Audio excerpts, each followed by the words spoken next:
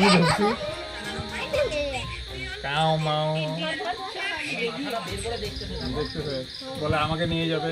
জলপাইগুড়িতে টানা বৃষ্টি, গভীর রাতে কচ্ছপ উদ্ধার। জলপাইগুড়ি পান্ডাপাড়া জগন্নাথ কলোনি এলাকার বাসিন্দা রবি হাজরা রাস্তায় হাঁটতে গিয়ে একটি কচ্ছপ দেখতে পান। কচ্ছপটিকে উদ্ধার করে বাড়িতে রেখে খবর দেন পরিবেশপ্রেমী স্বেচ্ছাসেবী সংস্থা গ্রিন জলপাইগুড়িকে। খবর পেয়ে কচ্ছপটিকে উদ্ধার করতে ছুটে যান গ্রিন জলপাইগুড়ি স্বেচ্ছাসেবী সংস্থার সম্পাদক অঙ্কুর দাস ও দপ্তর সম্পাদক সৌরভ পাল।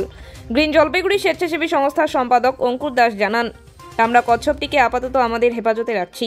আজ শনিবার জলপাইগুড়ি বন দপ্তরের হাতে তুলে দেওয়া হয়। আমাদের বাড়ির সামনে এটা মানে আমাদের কোনোদিনও দেখতে পাইনি, কিন্তু আজকে প্রথম আমাদের বাড়ির সামনে এটা দেখতে পেলাম। দেখতে পেয়ে বাড়িতে নিয়ে আসলাম।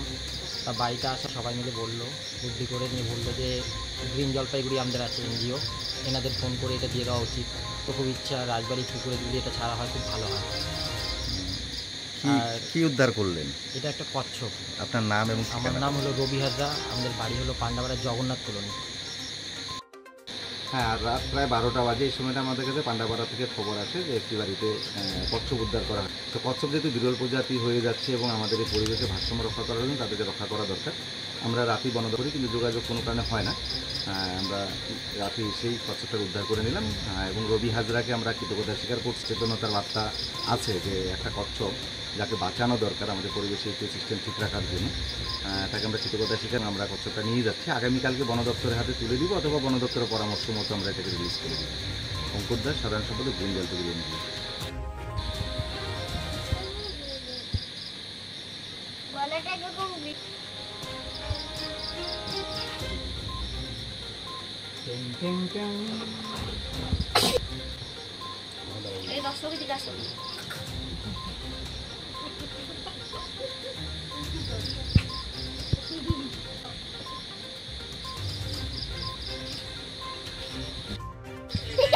আমি ধরছি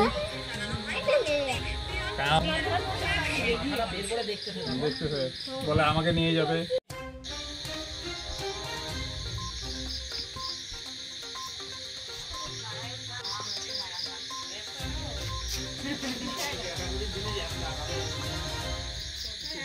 তোমাদের রাতে 12টার বেশি বাজে। যে অবস্থা করে আছি আমরা